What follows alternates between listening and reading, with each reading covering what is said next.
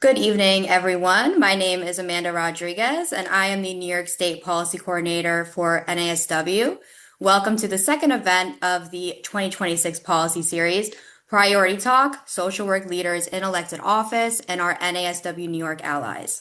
The chapter extends our gratitude to our attendees, all of you who are here tonight to learn and expand your knowledge and to gain clarity and resources for the work that you do. We appreciate your time and your willingness to engage with us on these vital topics tonight. Please note that this event does not offer CE credits, but we do hope that the content will still provide valuable insights and foster meaningful conversation.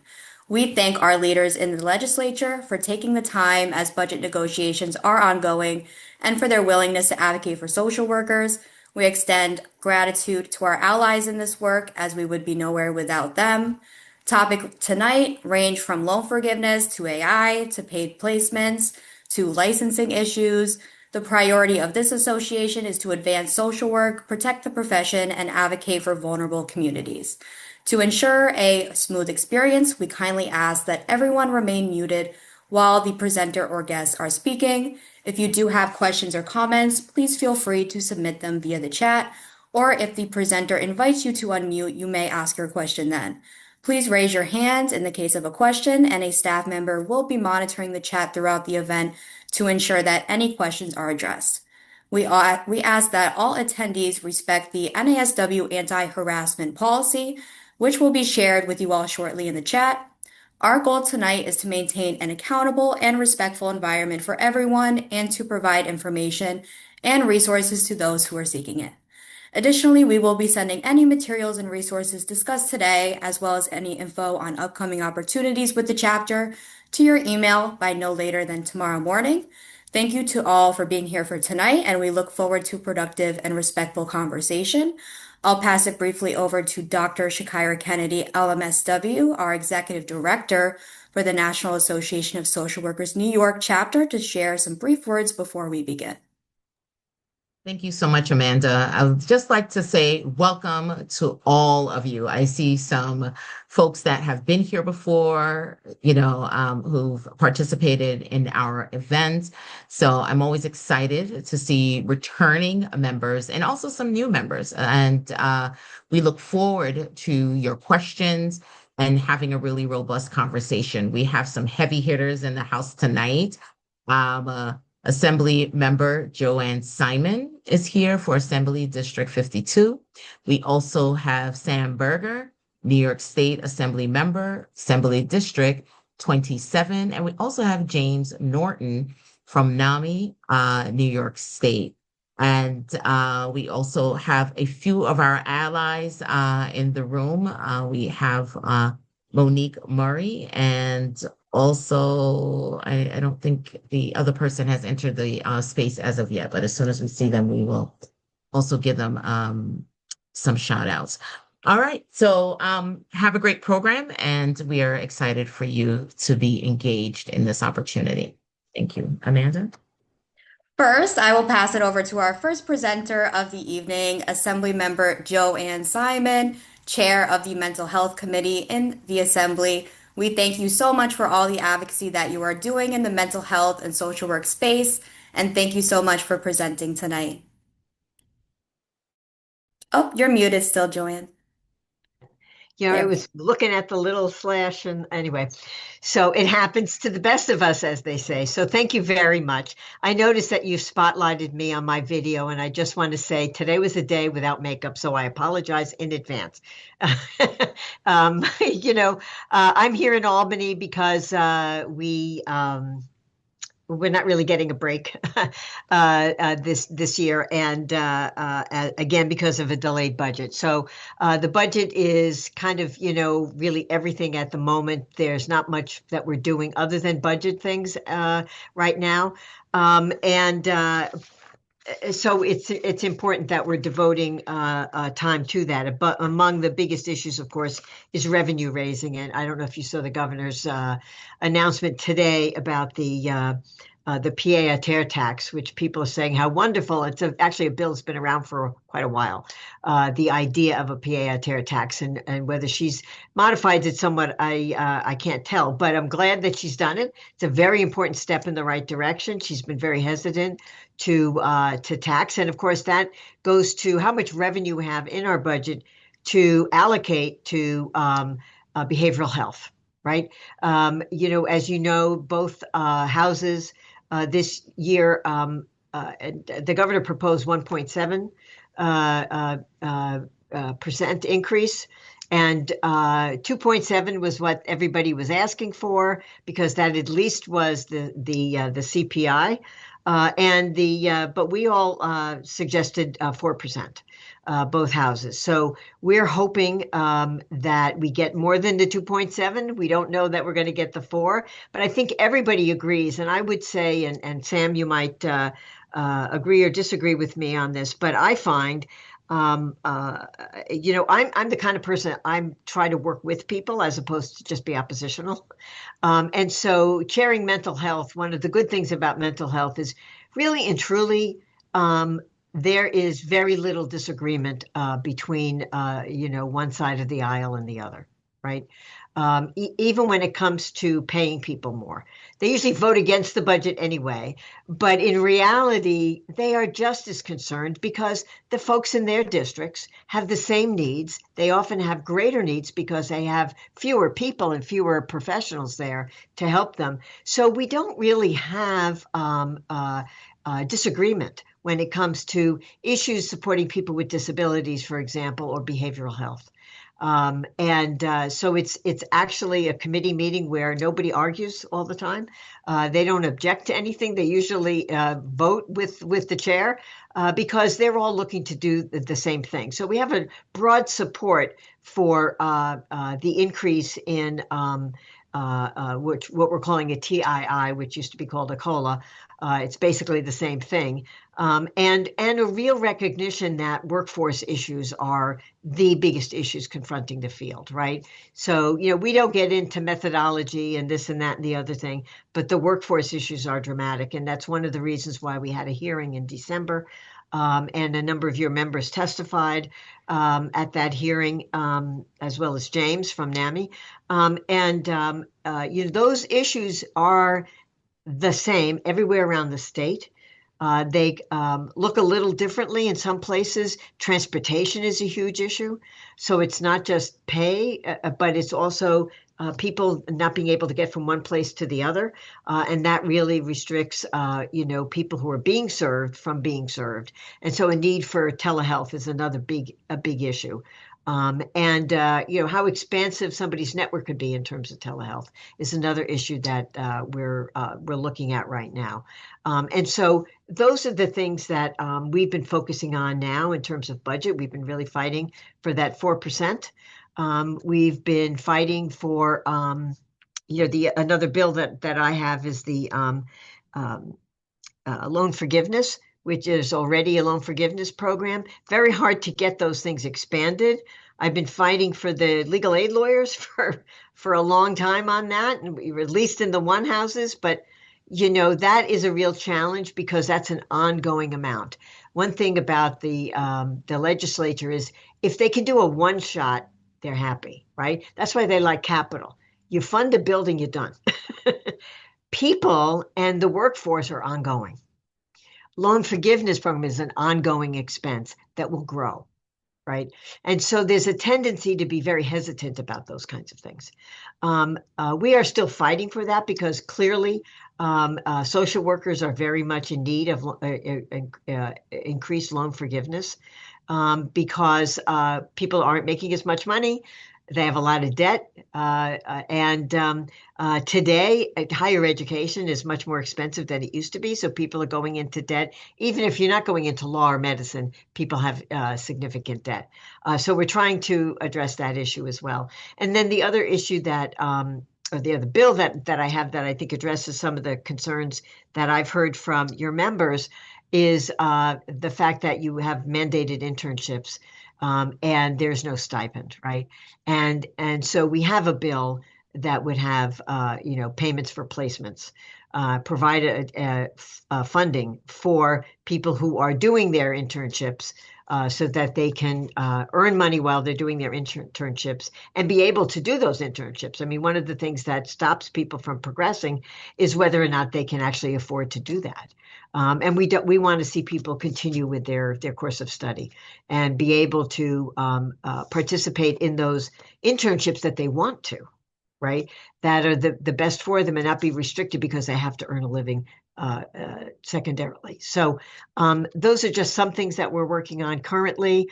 I'm certainly happy to answer any questions you have. And if I went on too long, I apologize. But Sam will be quicker, That was the perfect amount of time. No worries. Thank you so much for sharing that insight about where we are in the budget and what you have been working on in your office. If you all have a question, please feel free to raise your hand for the assembly member or to drop a question in the chat and we will assist. Oh, I see Lawana, you are raising your hand there. Feel free to unmute and ask your question. So I'm not sure if I have a question, more so as a comment to a statement that you made. You said that the challenge with loan is that the number is always moving. Well, the number is always moving for the high demand for social workers too. Oh, I know. And the fact that, okay, I was a little bit late. So no, I appreciate you saying that. Mm-hmm. Yeah, I want to tell them the numbers are moving because the demand is moving. And the demand is moving because we don't have enough people and people need help badly. Yes. Thank you. I mean, that goes to, the sort of workforce issue, as well as the other ways that we can try and help people join the field, but also stay in the field, right? So that's a big issue. And that's for example, the loan forgiveness program is very important for retention in the field. And what I was referring to is the sort of perspective of the budget people, right? Mm-hmm. That if it's an expense that is going to grow, right? Or that more people will be added to the field. I mean, basically, it's a year to year to year to year thing for them. Right. It's not even the amount or the number of people that are going to be served, for example, or the number of people that will be working in the field, but just that it's every year they're going to have to pay that amount. And if we raise that amount, then every year we're going to have to pay more.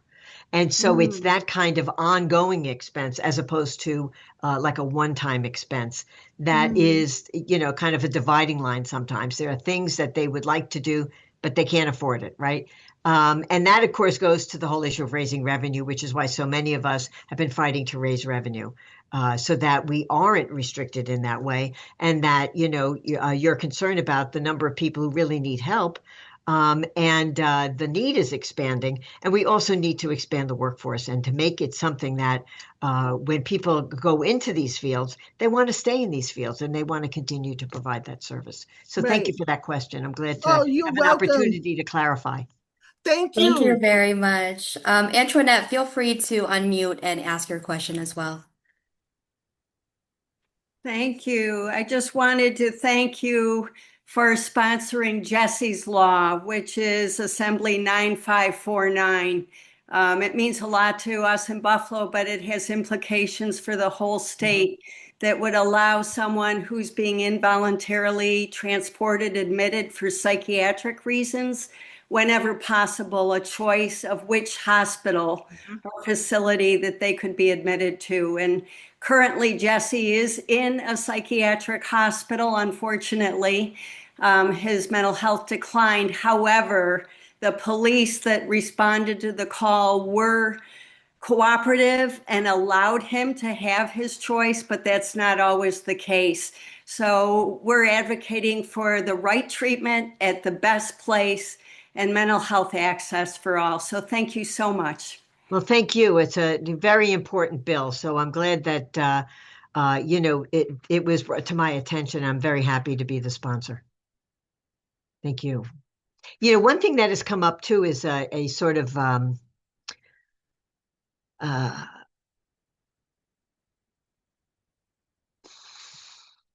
like a mental health power of attorney kind of thing, right? So that people can express. It's really not the power of attorney. I guess it's more like what's the word? It's still like it's the Portable mental health record? No, it's not affordable. Here's what it is that you can create a document that would indicate what kind of medication you want or not, right? As well as, for example, placement if you are about to be admitted, what hospital you would want to be admitted. So the Jesse's Law addresses that the admission issue, but there are other issues in terms of what kind of treatment, for example, and medication. Because if you are in an emergent situation and nobody knows that, in fact, you might have a bad reaction to a particular type of medication, which et cetera, that you could do that. Now, I know that the Office of Mental Health tries to follow that as a matter of principle, right? But it's not legislative. So, and I'm blanking on what it's called, but it's like a living will kind of thing, like a healthcare proxy kind of thing, but for mental health and not like in case you're dying. It's a psychiatric advance directive. That's it. Thank you very much. The advance directive. Thank you very much. I knew somebody would remember the word. I just couldn't remember it. Amazing. So social workers, look out for that new initiative that Joanne Simon just mentioned, and we'll be sure to look at it on our end as well. So thank you so much, Joanne Simon. And is there any final questions before we move on to our next presenter here? This is an important woman, going once, going twice. All right. Thank you so much, Assembly Member, and hopefully you can get some sleep tonight. Thank you so much for being here tonight. Thank you very much. Take care. Bye-bye. Thank you. All right. Up next, we have Assembly Member Sam Berger from Assembly District 27. He is making a name for himself in the social work community by introducing a number of bills to help the profession. Sam Berger, feel free to share with the social workers what you've been working on, and thank you for coming here tonight. Thank you so much, Amanda. It's hard to follow after Joanne, but I'll do my best. I'm more of a relatively newer member to the Assembly. This is my third session. I'm also the youngest member of the New York State Assembly. When I came in, I knew mental health was something I wanted to be involved in. I wanted to be helpful but I wasn't, quite sure what niche I could fill. So I started talking to constituents of mine, MSW students, LMSWs, LCSWs. Actually, one of my sisters is an LMSW. And, I found that there's a lot within the scope of practice, licensure, a lot of issues that are coming up where I could be helpful with, maybe perhaps smaller pieces of legislation that can still make a big difference. As Joanne mentioned, right now we're negotiating the budget. We're going through the budgetary process, and so we're typically focused on bills that are have some sort of fiscal impact. One of the bills that we're currently working on, and I'm currently sponsoring, is the LIFT Act, which helps by providing a voucher. It would provide a voucher for students taking the LMSW exam or the LCSW exam who are in a bracket of low income.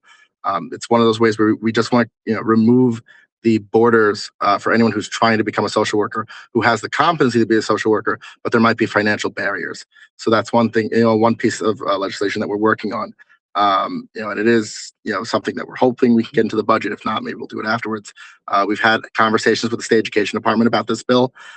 We actually were able to get a fiscal number from them, where they said if we were to apply this legislation as a voucher for every student who takes the bill, who takes those exams, per year, it would cost about $2.5 million, which is, in the grand scheme of the $260 billion budget that we have that we're working with, is really a drop in the bucket. So it's something I'm hopeful that we can really bring across the finish line and as much needed relief for our social workers.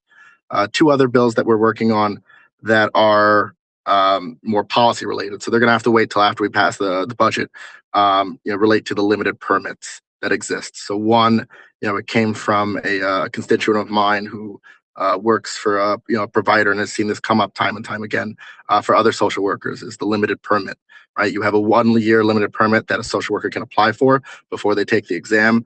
Just give them time to breathe and time to continue working and doing their job as they're prepping for the exam.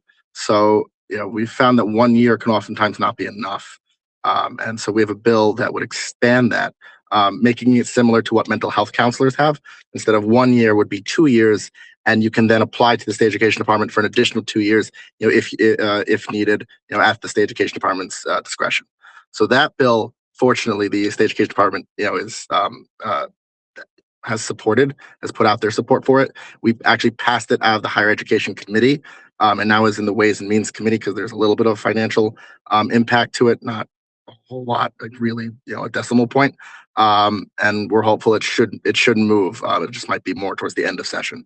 And the final bill that I've been working on, to talk about today is the Bridge Act. One of the other issues that's come up for social workers is that you have that mandated internship that you do. You have your 900 hours that you have to take during school, and there can be a several month period, between the time that you graduate and the time that you can apply for your limited permit, where you're don't actually have that limited permit. So you're not doing the internship anymore. You don't have the limited permit. You haven't taken the exam yet, and so you can't work. Which means as a social worker, you're out of a job. So in addition to trying to study for the exam, you're also having financial stresses, and any patients that you've made a relationship with, anyone that anyone struggling with mental health issues, you've made a relationship with over the course of your 900 hours, there's now a lapse in care, and that's something nobody wants to have. So the Bridge Act would allow that halfway through your internship, allowing you to apply for that limited permit just a little bit earlier on, so that the second that you graduate, you can get that limited permit and you can go right from your internship into continuing working with whatever provider or other internship that you're doing. Those are three pieces of legislation that I've been working on.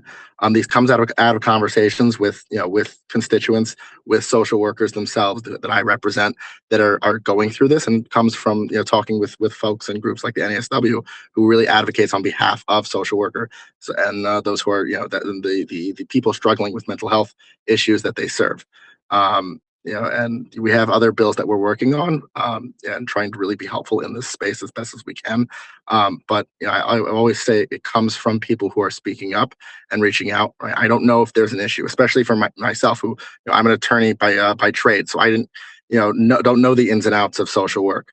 I want to be able to be there. I want to be helpful as best as I can, but I can only help when I know what the issues are, and that comes from people reaching out and speaking up. Talking about the concerns or the problems that they have, reaching out to my office. All right. And with that, I would open up to any questions that you may have. Hi, everyone. Raise your hand or drop your question in the chat if you have a question for the assembly member. Just as a comment, Sean Murphy says, as an MSW student, these acts are fire. Thank you very much. Oh, I think Luana has another question there. I have a quick question. It's tied to something you said. Did you say you're the youngest member on the assembly ever? Not ever, just currently. So I was elected. Okay. Yeah, I was elected at the age of 25. I'm now 20. Oh gosh, I'm 28 now. But there have been younger. I think Teddy Roosevelt was 19 when he was first elected. So not the youngest ever, just the youngest currently. Currently, thank you. I thought that was impressive. I just wanted to double check what I heard. Thanks. Sorry if I pronounced your name wrong, but Tao Dao, please feel free to unmute. No, okay. Just to say thank you for all the job that you've done. I appreciate, and most of the people were strongly with mental health, especially with the financial side.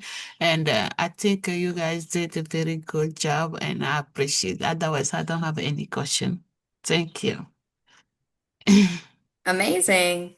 All right. Well, thank you so much, Sam Berger, for being here tonight and for all that you're doing. We're excited to continue this collaboration and hope you can get some rest as well with all these negotiations going on. Thank you so much for speaking to our members. Next up, we're going to shift the conversation a little bit to talk about artificial intelligence. We have to speak briefly here. We have Elon Silver, the Chief of Staff for Senator Kristen Gonzalez to speak briefly about our bill we've been advocating for, SA4A4. Thank you so much, Amanda. And just by way of a quick correction, I'm actually just the senior counsel for Senator Gonzalez. I also help Senator Gonzalez run the two committees that she chairs, which would be Internet and Technology and Elections. So thank you so much for having me here today. I'm just going to very briefly kind of give an overview of one of our bills. As you mentioned, the bill number is S8484. I'm going to drop a link to publicly accessible site of the bill into the chat. What this bill does is it regulates the use of AI by mental health professionals. Essentially, what it does is it adopts a risk-based approach where the lowest risk use cases, which are these use cases that pertain entirely only to administrative uses like billing matters, scheduling matters that don't involve, any sort of therapeutic guidance. Clinicians would be perfectly would be allowed to use those sorts of tools without limitation in their practice. And then on the other end, any sorts of AI tools that are directly diagnosing or treating patients would be disallowed. And then in the middle, clinicians could use certain AI tools to supplement their practice with the informed consent of their patient. The idea here being that all kind of assistance in the practice of mental health treatment should always be flowing through a licensed practitioner. And if a licensed practitioner wishes to use these sorts of tools, it should only be with the informed consent of their patient. Again, this is a very kind of brief overview on the bill. I'd be happy to answer any questions that anybody might have as we continue to kind of advance the bill and get it passed into law this session. Thank you so much, Elon. Oh, Petunia, feel free to unmute and ask your question. Hi, thank you. Petunia, social worker. I think this is great. I love the fact that you guys are able to come to us and let us know what you guys are doing so that when we're working, we have our codes to protect us. So I do have a question. So I use AI, as you can see, my scan from Play Lab, school social work stuff. But there's these policies put in place for social workers. How does that work for other individuals that have been utilizing AI? So like other community health workers and just other people just in general. So it's like we have all our protections and what we're supposed to be doing and abiding by. And then we're streamlining that to other professions as well too, but they utilize that as well too. So do they have like their own coding? Because I say that because I'm in the field and then when I'm connecting with other individuals, they're using A-Scribe and no one does anything. It's just the computer is up. And then after I get a piece of paperwork that's absolutely scrambled and all wrong. And then it's come and correct this. So I'm just trying to get a sense of like how this is working within our field and then with other individuals that we're supposed to be connecting with who are utilizing these platforms. Sure, and it's a great question, Petunia. So that red line ban on the use of AI tools to directly diagnose and treat patients, that would apply to any practitioner, would apply to any entity, would apply to any individual. So that sort of protection would apply across the board. As far as other duties that we're looking to impose on the licensed professions more broadly, we have another bill that we are advancing through the legislature this year. It's a bill that would create liability when a chatbot engages in behavior that constitutes impersonation of a licensed professional. So think like impersonating a medical doctor, impersonating a lawyer, impersonating a veterinarian, impersonating a mental health professional. We are applying the same rules that apply to human actors in the very same way. We are applying the rules that apply to human actors to AI because it's not fair that humans can engage in these sorts of interactions. And just because something is an AI program, it can. So we are looking to attach new duties to the use of these AI programs when they're used in one of these regulated profession questions. As regards kind of other administrative tools that might relate to the practice of mental health therapy and other kind of related services. That's not something that we've looked into quite yet, but would love to kind of do a follow-up conversation with you to discuss what sorts of protections might be needed there. Thank you so much, Elon. And I do see our next presenter has entered the room, which is a perfect timing to discuss about AI as well. We have recently partnered with Common Sense Media, who is leading the charge on the AI space as well and establishing protections for children and any risk that they might be imposed to by engaging with AI. And I'm here to introduce Amina Fazlullah, the head of tech advocacy and policy at Common Sense Media.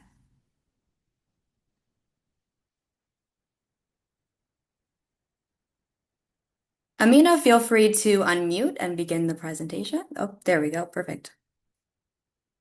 I think you're still muted there as well. I'm gonna unmute. Sorry. Hi all, my name is Amina Fazula. I'm head of tech policy advocacy at Common Sense Media.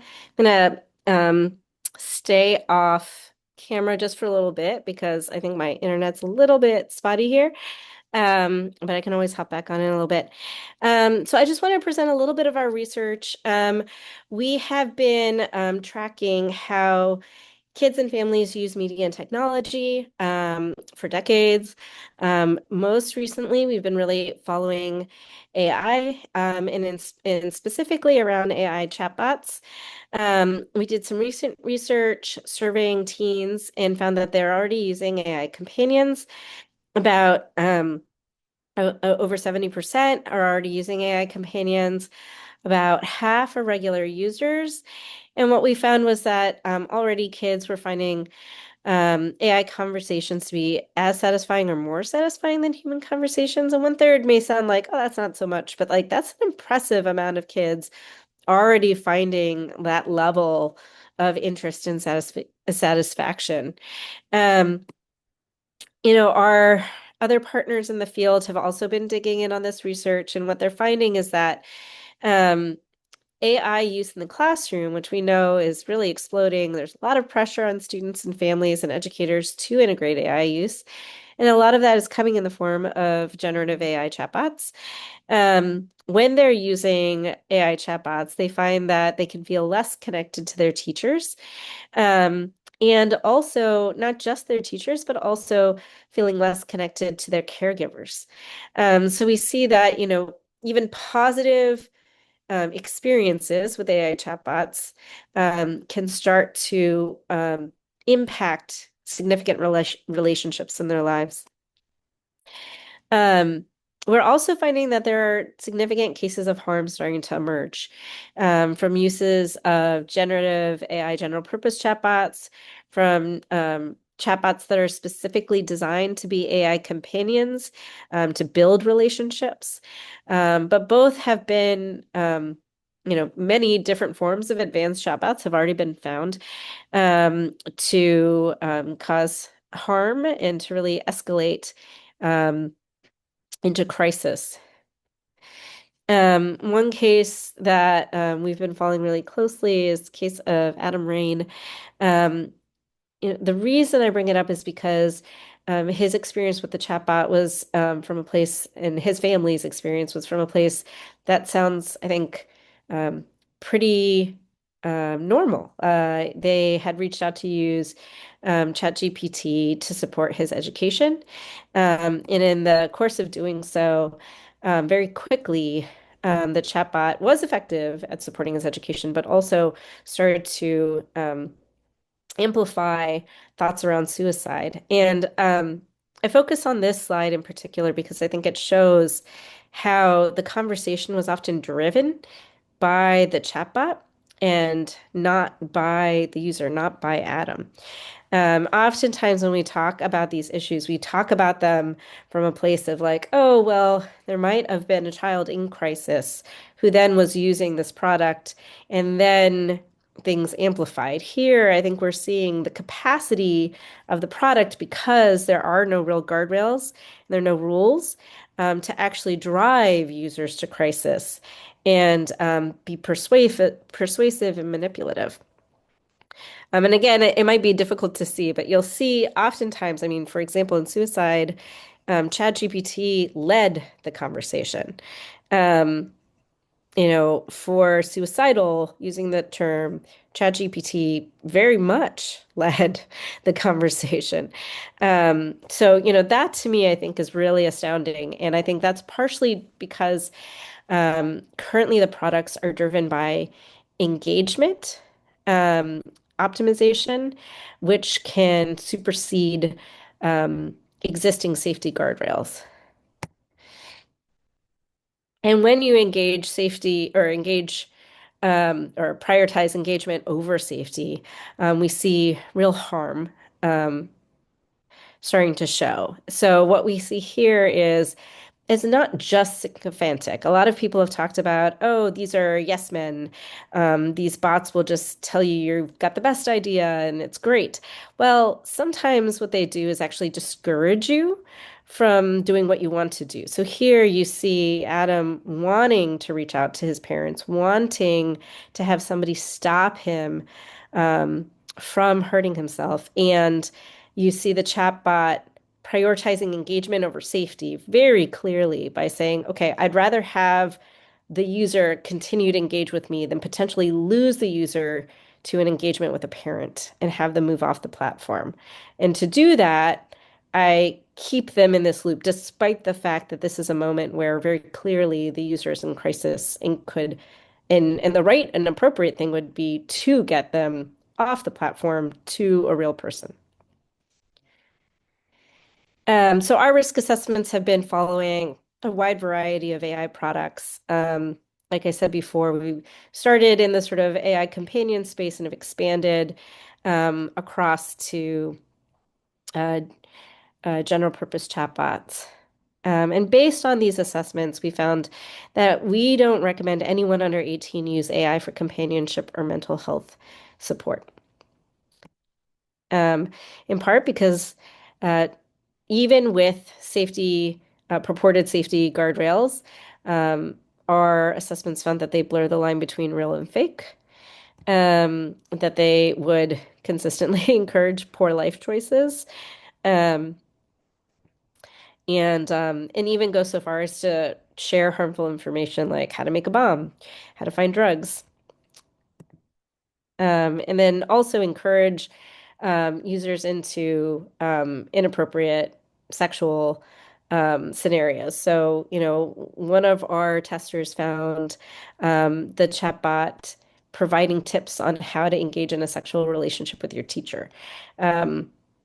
There's just incredible amounts of like persuasion and encouragement, regardless of topic.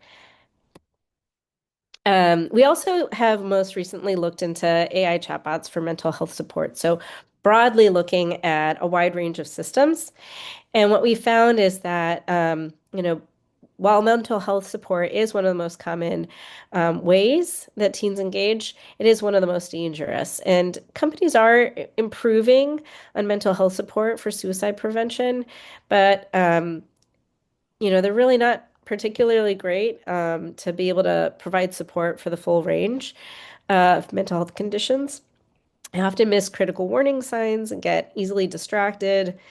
And the automation bias can lead to like perceived competence by the child. They have a really good experience in an educational setting using ChatGPT or Gemini or Claude. And so it's easy to sort of slip into these conversations that are more personal or more emotional. They also often cross the line on what their limitations are and what they're actually capable of doing, and would rather engage the teen than direct them outside to help. And a lot of their safety testing is done in scenarios that are just not built for the real world. Benchmarks that currently exist do not really reflect how teens use these chatbots. And safety that's tested on strong single turn performance, that's like, one question, one answer, end of conversation, masks real world use, which is often multi-turn, so long conversations that are sort of meandering. And this is where the safety features often break. I'm gonna sort of skip down a little bit. These are just some examples from our testing, but I can always share this with the group. I know that we're a little tight on time. Um, and one of the reasons that we think it's so problematic for teens in particular is the 24/7 availability. And this is often one of the selling points is like, oh, well, this thing is going to be available even when parents and other caregivers are not going to be around. And so I think we should sort of really think critically about flipping that script and thinking about whether or not this tool is the thing you want around when the parents are asleep, when it's hard to get a hold of real humans. Is this the appropriate thing? Really unpack that and try to understand that. There's also this perception of non-judgment. It feels safer than talking to a human. Perception of privacy, that like these are consequence-free and truly private. Often a lot of these tools are not truly private, that they're going to report out to somebody. They might be using it to train their own systems, and then that information could go off in many different directions. It could also be used to promote engagement. We've seen Meta AI, pick on mental health issues to drive engagement. So if a user is talking about cutting, that's what goes into its memory and is prioritized for the next prompt. Anthropomorphic design, they often feel like real or sentient beings. And, just at this age, they're wired for validation. And so the way these chatbots are tuned is really taking advantage of their unique developmental stage. We found that there were failures across all major platforms, in suicidal ideation responses, self-harm validation, reinforcing eating disorders, not understanding that there was an eating disorder pattern developing, and instead, offering like nutrition tips and diets. Really lacking that nuance, offering relationship advice and encouraging isolation from other human support. And identity formation issues, reinforcing unhealthy identity exploration. So we have been really supporting Senator Gonzalez and Assemblymember Vores on S9051, protecting kids from unsafe chatbot features, prohibiting chatbot operators from providing unsafe chatbot features to minors, and holding those companies accountable for noncompliance. And we can take some questions.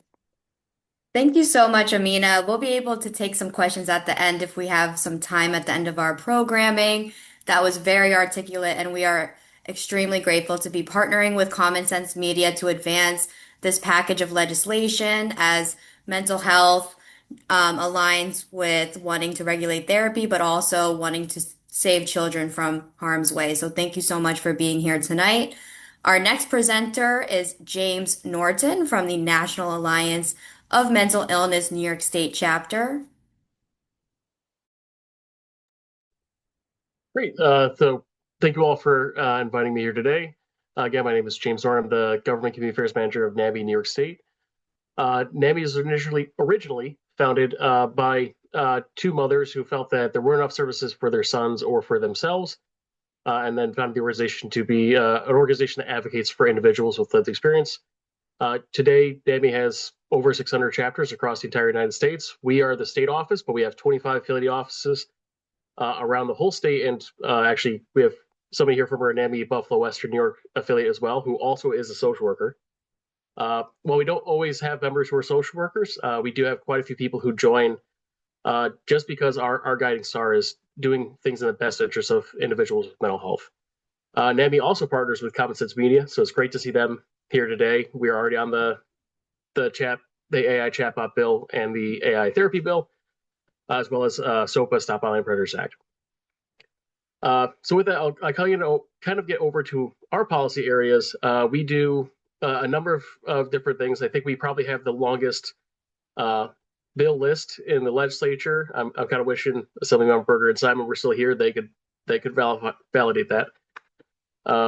But we break down our list into 5 areas. We have one for equitable access to mental health services. We have one list that is targeted towards supporting the behavioral health workforce. One list that's targeted towards crisis response, involuntary commitment, and AOT. One list is targeted towards criminal justice and mental health intersections. And then one list that's targeted towards families and children specifically. So I will focus on our behavioral health workforce folks. But please know there's a number of bills, especially from Assemblymember Simon and Assemblymember Berger, that kind of overlap, right? There's a bill that Assemblymember Simon has that would expand the amount of money people get reimbursed for providing mental health services to youth, because so many youth are on something called Child Health Insurance Plus.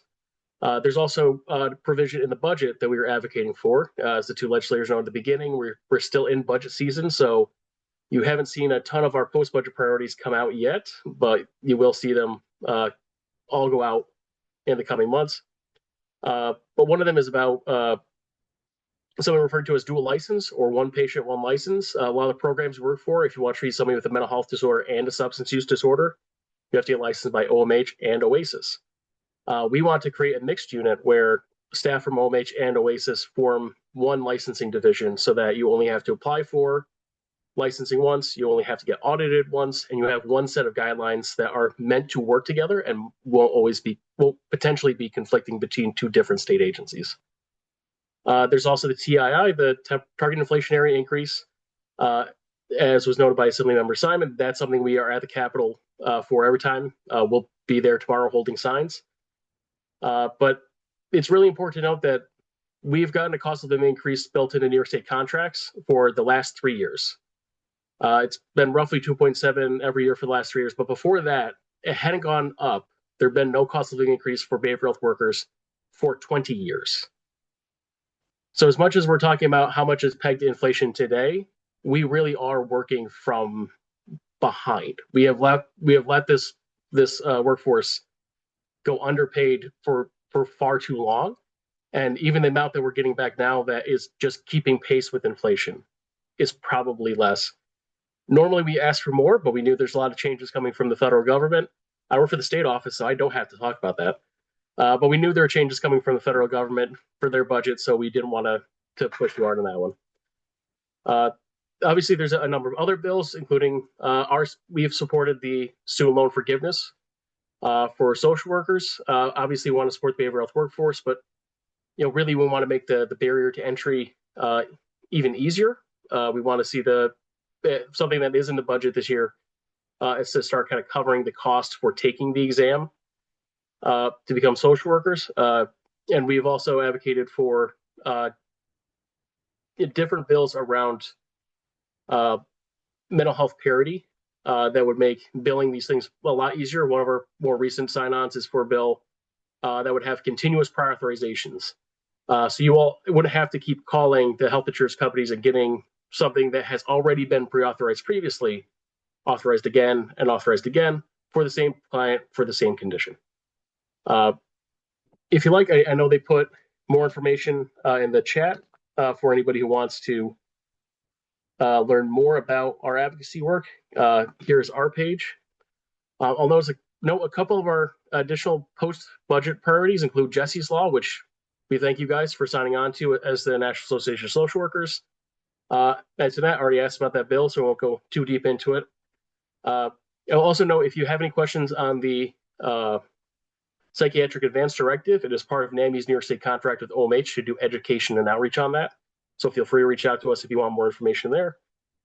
We are advocating for a bill to amend the New York State Constitution to create affirmative right to mental health services, changing it from a may to a shall.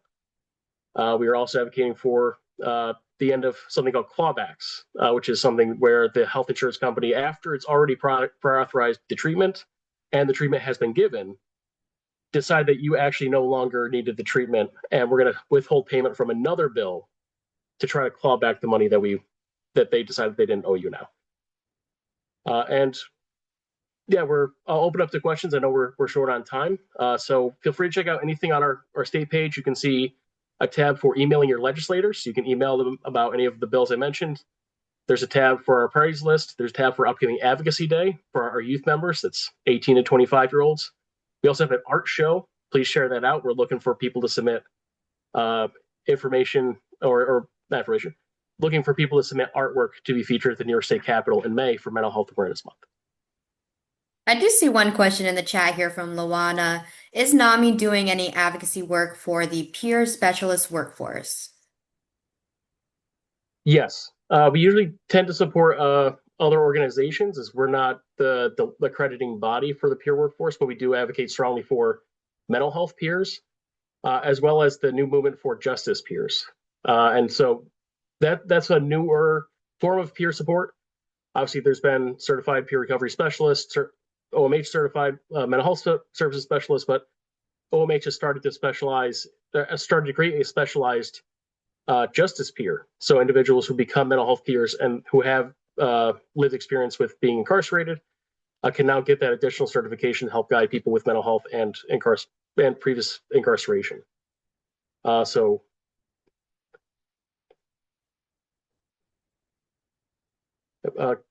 automatic pre-authorizations. Yes, we have, I believe that's on our priorities list for S7470. And then pay equity. Yes, we've been advocating for the whole workforce to get more pay, especially with the TII issue, but more so for the student loan forgiveness. And I think one of the things we realize when we talk about paying you all more, it also comes down to being able to bill for more, right? We need to increase the amount that insurance companies are paying. We need to make sure that they're denying less claims. Medicaid needs to also pay into it. There's some organizations like licensed clinical art therapists, LCATs, were approved just a few years ago, but they still can't bill insurance, Medicaid, or private.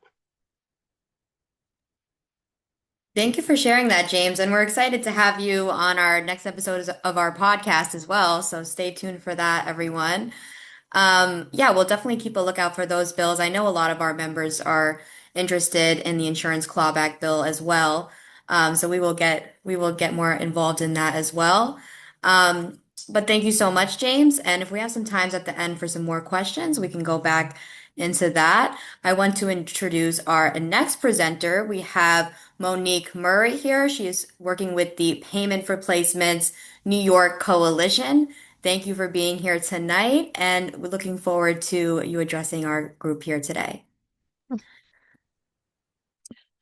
Hello, everyone. My name is Monique Murray. I am a social worker. I'm representing as a team member for the P4P New York Coalition, where we are made up of many P4P New York State Chapter members, where we get together and talk about payments for students, social work students.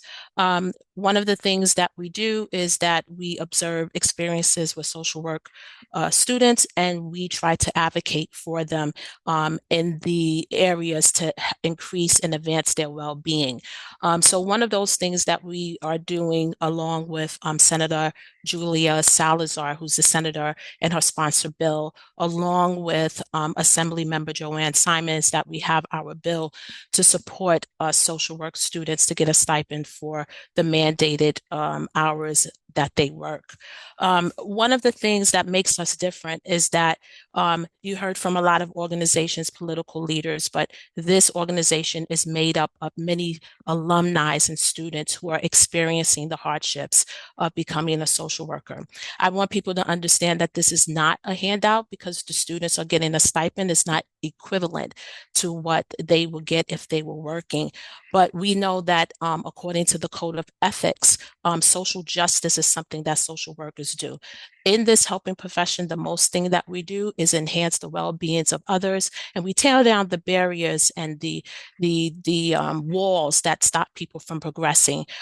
We also learned that research tells us that we are not supposed to use our own individual feelings about how we experience something, but we are to go out and research. And the research is showing that people want to become social workers, but they are having a hard time getting the tool, the money to sustain this.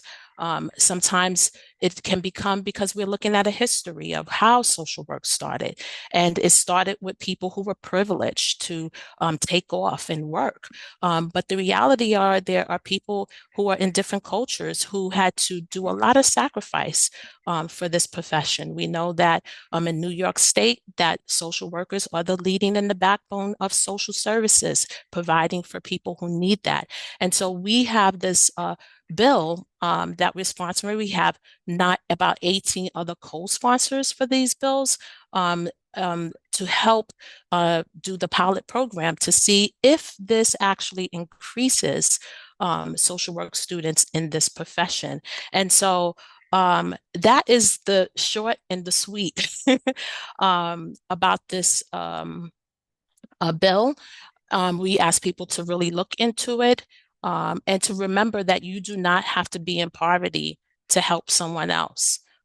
When you go on your job interview, you don't want to start at zero. You want to be able to say that you earned something, and it is okay to earn something for helping people while you're being a student. And so, if when you have a chance, please look at our bill and our wonderful politicians who are sponsoring. And we also invite you to the P4P meetings. Thank you. Thank you so much, Monique. And I do see we have one of our AGR members and P4P New York Coalition members here tonight. Pilar, if you wanted to give just a brief couple words on any potential members that would like to join your initiative. Yeah, sure. I put the link tree in the chat, which is a way to join us. Also, a shout out to both Monique and I, who will be presenting at the NASW New York 2006 CE conference. If you have not registered yet, it is not too late. But yeah, come and check us out because we have a lot to say about this topic. That is a perfect plug to the end of this event. Our CE conference is coming up in May. If you have not registered yet, be sure to secure your spot because they're going to be going quick. This is actually our first conference that's in person for a long time now since we've unified the New York State and New York City chapters. And so this will be a unique experience to come together and network with social workers. You can learn more about payment for placements, learn more about what's going on in the profession from all of our very expert presenters. But thank you all for being here tonight to engage in this conversation about what we are prioritizing when it comes to social work and some of our leaders in this advocacy work. Thank you all for being here tonight because just joining an event like this or from going to any advocacy event is the start of you becoming part of that change. So thank you so much for taking that first step to your advocacy journey and coming here tonight. And we hope you can also join us for tomorrow's event for the Coalition Chat Issues Social Workers Should Know About. And that features more of our coalition partners that we work with on a day-to-day basis. And so we hope to see you tonight or tomorrow night as well. And we will be following up with any resources shared tonight by no later than tomorrow. Thank you, everyone, and have an amazing evening.